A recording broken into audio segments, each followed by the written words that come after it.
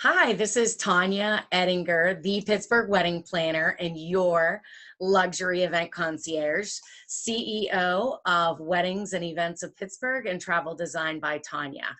Today, my guest is Lakelin, head designer of Glamour Plus and Indie Glam Plus, and master designer of the personal curvy consultation. Hello, Roz. Hello, hello, hello. Thank you, Tonya, for having me on today. Hello, everyone. So excited to have you. I'm so excited to talk about all this. I love dress shopping with my clients. I love the personalization of it. I love the concierge work, and you do a similar concierge work too. So we're an awesome fit for each other. Yes, great. Good, good, good.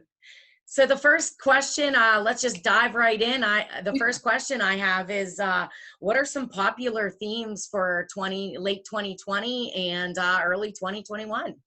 Well, I hope that you'll agree with me. I see six main themes. I mean, there's many, many more, but six main themes I see a lot of, and particularly when we're starting to look at dresses with themes. Yeah. I would say the most popular are formal or traditional. I have some sketches to show you, like what I mean by how I'm matching styles with. So for example, if you are formal or traditional, you would probably have this as a thought in mind. Then there is modern and contemporary. So you might go for something a little bit more fitted like this, off the shoulder, so it's a little bit more modern. Vintage romantic is going to be maybe something a little bit more florally and soft movement. Then we have indie bohemian. So that might be something that's like this. So that's got very soft layers and you can move easy. Casual or garden party is the next one. This would be great too. And then there's destination. So you really have to look at light and easy and not having to worry about pressing for that one. So that's a few ideas there. So they're our main six. Absolutely, absolutely. So I've been having a lot of garden party weddings. People are that were like, what? Okay, I've been dealing with this. My wedding's been postponed, canceled, whatever, and I'm still having it. So I want to have an outdoor wedding. So that's very trendy here in Pittsburgh right now, and also still destination weddings. Yeah, we plan those a year out. So ideally we're getting started with those, and I'm back in the saddle with those again, and I'm super excited about it. I think it's lovely that girls, what this time has done is helped girls probably get a little bit more creative, because they do say that. They say in crisis is birth creativity. And I'm loving that this is what we're seeing with brides. They're not prepared to change their date. It may have always been next month in July or August. But what they're thinking now is, how can I alter some of the ideas I've had and create a whole new theme, and it actually look like a great theme, like an inspired theme. And I'm loving that. And that's what girls are doing. And that a lot of them are doing, this gorgeous casual garden party. So it can still be fun, and it can be colorful, and it can be outdoors, and it looks a little bit more for that intimate few people. And so it's lovely. Lovely. Yes, I'm down with it for sure. It's very relaxed, very fun. I'm all about fun and joyful, and most people are. Yes, ease for the bride and groom, ease for the couple, and I like to give them what they want. I'm a yes girl, so I go anywhere, get the job done, over, under, around, or through. They're getting what they want. Wonderful, wonderful. So you had mentioned these different themes. How I'm very like, I can make a decision. I know pretty much what I want, but let's say that I'm a bride and I only know that I like rhinestones and pearls and lace. And how do I come to the conclusion of what am I looking for? Is it even in my head? Do I have some ideas? Take us down that road. Great. So I'm pleased you even have that much. So if you're a bride of mine, I would say, let's do a curvy consultation. And in that curvy consultation is when we break down every aspect of your day. And the idea is to put together a curvy toolkit. And that is things that, ideas and just different things about you and your body and your event that we put into that, so that when you go shopping, you can pull those things out, know the direction you're going, and be able to have an exciting occasion, but also a successful wedding dress shopping experience. So in that, I will ask them my first question is talking about the inspiration and themes and matching that with your silhouette, which is your dreams. So like you're saying, they've usually been to see you first already, and which is great, because if you've done your job, which I know you do, you step them through much the same process, which has already made them start to think about their event, like where they're having their ceremony, where they're doing their reception. And like, I'll ask things of where they're going for their photos, how are they arriving at the church, or how are they transporting? Because for an example, we had a bride recently that her groom was involved in motorcycles. So she arrived to the church in a sidecar. So we had to think about her gown to fit into that, so that she could actually make that a reality. And that was a special thing for him. So even though he didn't know about it, we had to think about that, and not just come the day and her go, oh my goodness, how do I fit in here? And not be able to carry through on something that meant something to them. We also had a bride that was married. She had photos. They flew to the top of a mountain where the snow was, so they could do their photos in snow. So even though for her ceremony and reception, that was fine, whatever she wore, we had to think about getting in a little helicopter to fly up there, because that was a major investment to fly up there to do photos. So, you know, and it wasn't until she brought this up, or actually I think it was a bridesmaid that brought it up, and I was like, whoa, let's go back. We have to think about this. And that's when these are the first times sometimes brides are thinking about these things, because you don't know what you don't know. And it's our job to ask those questions. So, yeah. I love that you're getting in depth about that, because a lot of people that don't have a planner show up at the bridal dress shop, and I've heard this from numerous bridal shops. They don't know what they want, and they don't go into detail or talk about what's happening.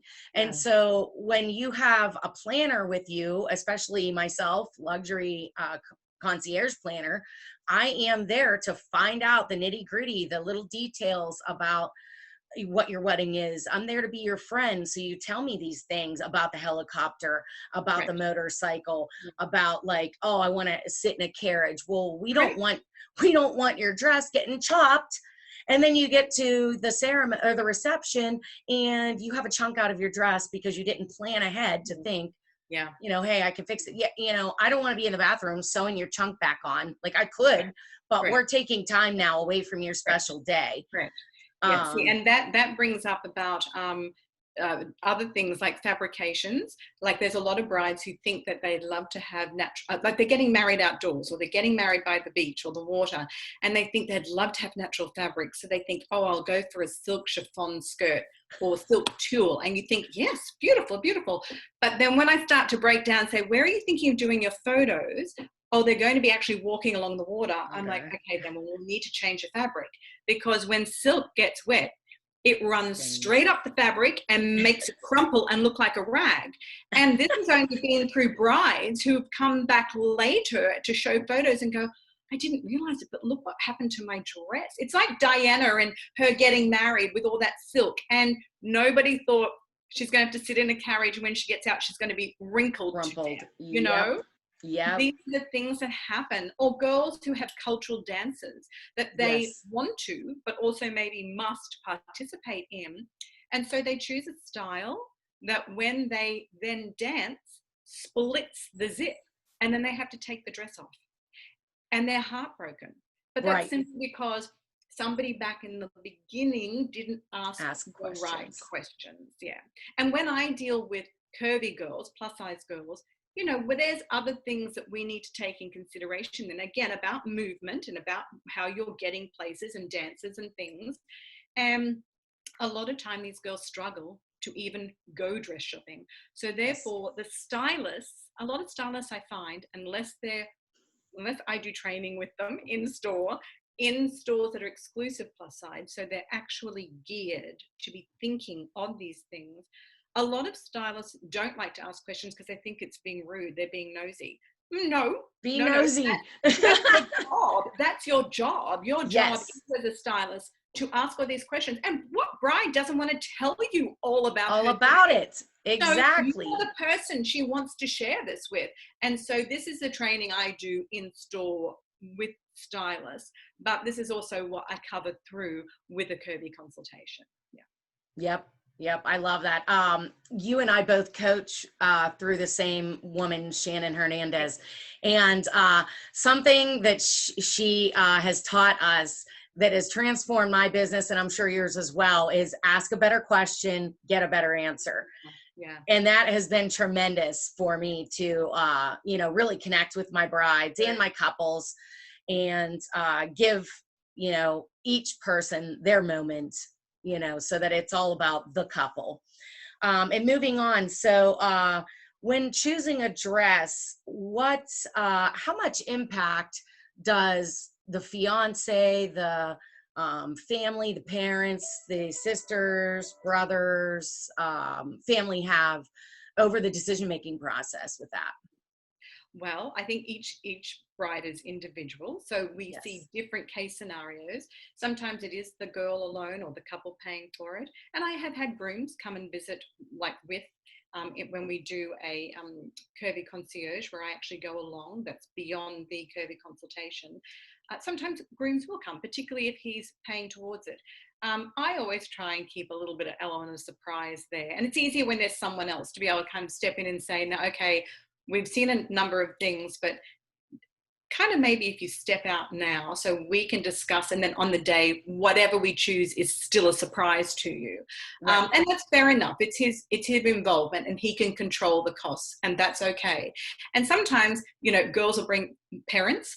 I actually like it when girls bring dads, because dads are very factual. They're not emotionally driven. So they can actually just listen to what I'm guiding style-wise, and they literally look at it and go, that makes sense, that makes sense, that makes sense. Yeah, listen to her, whatever she said, choose it, and I'll pay her for it. So I love that when dads come. But also, I listen to, when you have it in situation where you may have a girl who comes out, loves the dress, feels great, but then those with her don't like it and are very adamant about it.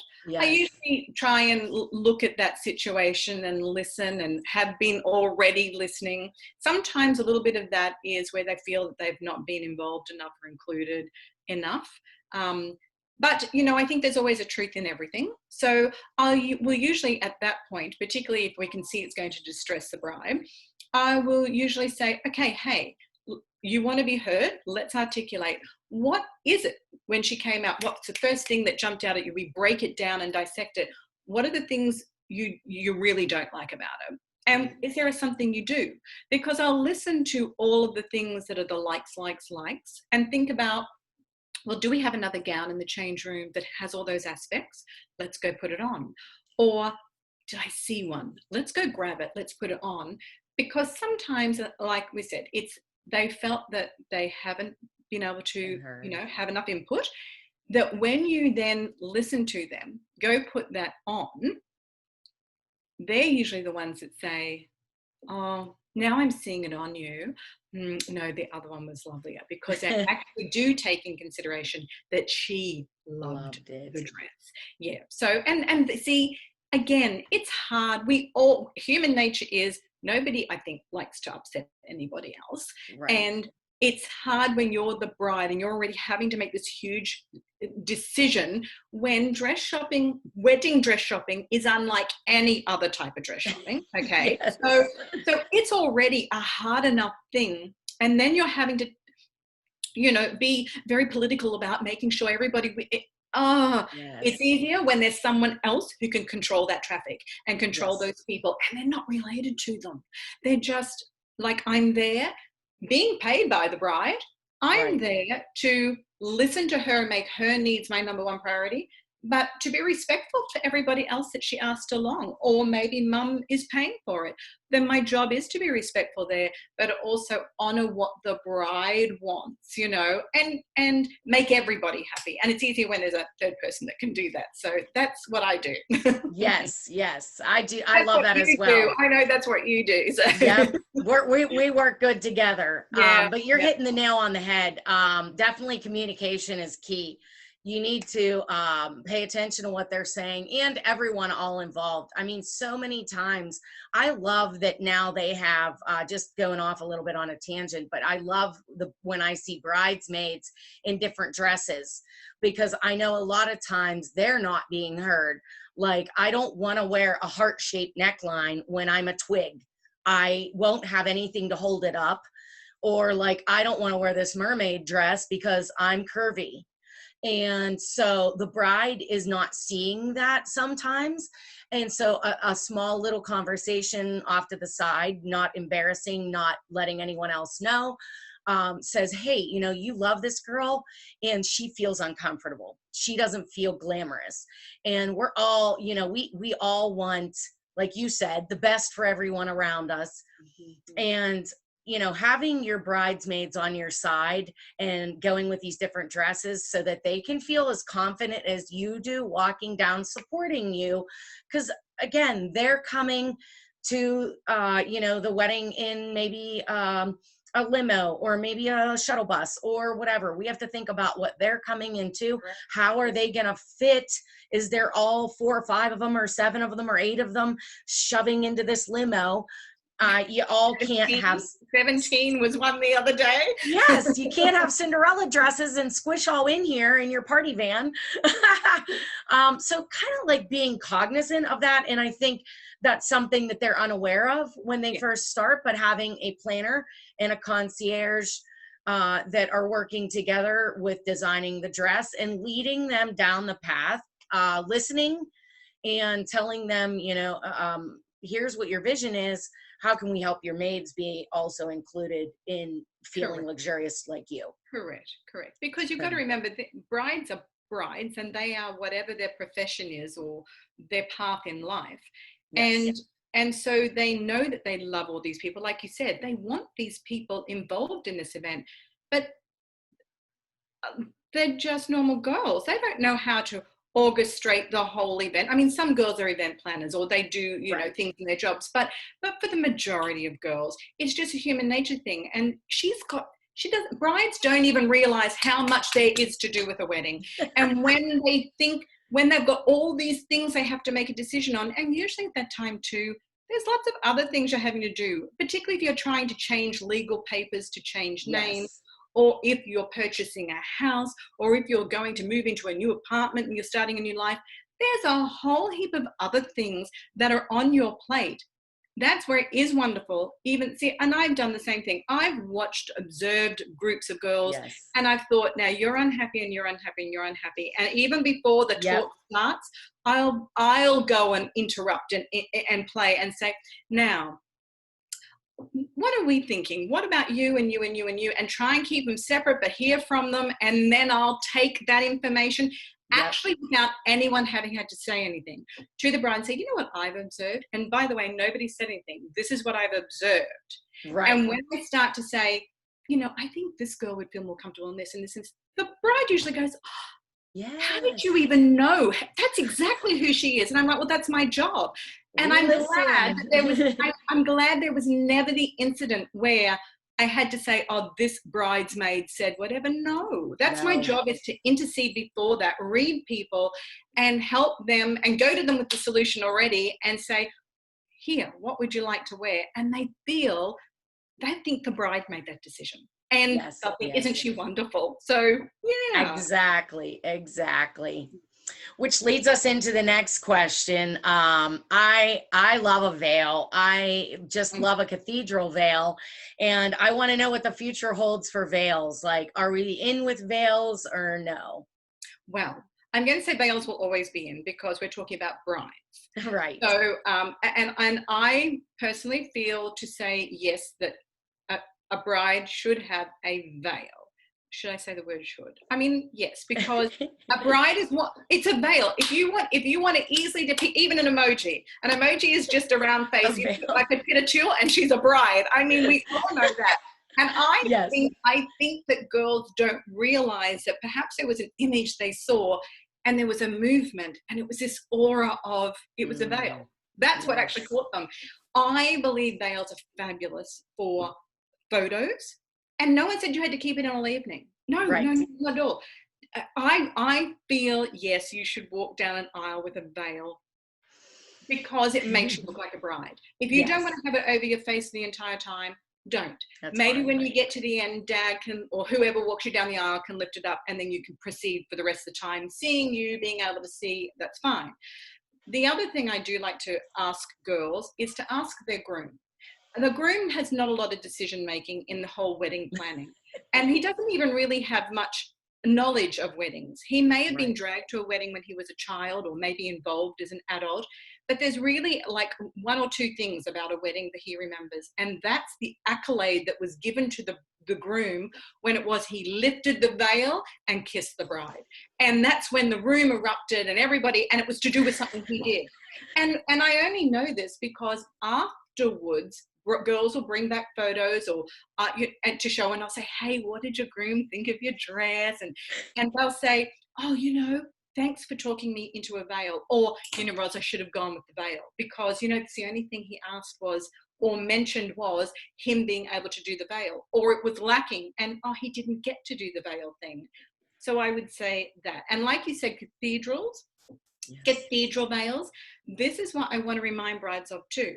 You do not have to, if you're having a formal or traditional and you're being married in a magnificent cathedral or even an outdoor space, think about the ratio of you to your space and the way that you can actually fill it, even if you want to wear a mermaid and really show your curves off, is with a veil. It doesn't have to be an expensive veil. A plain free cut edge plain veil can be the most magnificent filler without costing a lot of money. And if you go for the cathedral and the really full deep sides and fill that aisle, the photos, magnificent. Phenomenal. And you are more in ratio with your space than Yes, totally agree with that. Totally agree. And this is also from a girl who wore 10 tiers of veil at her wedding. So yes, I am pro veil. I also wore a veil and I did keep it in all night because my hairdresser put so many, like a whole pack of bobby pins. But when my father-in-law was hanging off of it, it didn't move. So in fact, I slept with it on and it was there all night. You had fun. You had fun. I totally had fun. And veils are sexy at night in bed. There you go. There you go. So one last question. I have been doing a lot of these garden parties and people, the brides have been wanting to do a dress change. Yeah. How can we make that more affordable? Okay, so as designers, a lot of us you'll see in fashion at the moment are doing that bit of a Lego bride, I call it. So it's got built on bits and then you take them off. So there's a lot of detachable trains. There's a lot of detachable overskirts. And so that is a great way of being able to have that immediate two look in one, just by removing that extra layer over the top. And sometimes there's a short dress underneath, sometimes it's just a slim dress underneath, but also take consideration there's a lot of girls who do want to change into a second dress for their reception, and remembering that doesn't have to be expensive. There's a lot of stores who have destination gowns which are usually very simple and very plain, so therefore they're less expensive. So if you are thinking you do want to have a different look or have a more formal or have a bridal look for your ceremony, and then over here you're just having a garden party and your dress is too formal, then have a look at something that's less expensive and less on it, and then that's really fun and playful for your reception. Absolutely. That sounds delicious. Oh, wow. This has been so exciting, Roz. Thank Yes, you it has so been. much for your Thank time you. today. My pleasure. And how would one get in touch with you to get their curvy consultation? Well, if you'd like to do a curvy consultation, if you can write this in, that will be quicker, Tonya. Absolutely. It is at roslynlakelin@gmail.com. So we'll write that in. It's easier than me spelling it. And if you want to have a look at the lines that I designed for, go to roslakelin.com and you can see Glamour Plus and Indie Glam Plus there. Oh, that sounds great. I will put those links below in the Thank you. video. Thank you. Yep. And you will make great connections. I have great people in this group. Thank you. Thank you. It's been a pleasure. Thank you for having me today. I love Oh, talking you're about welcome. weddings. Oh my goodness. Okay, great. So you just opened the door to come back. I'd love to. All right, perfect. Well, thank you again. And this is Tonya Edinger, and I'm ready to make magic for you.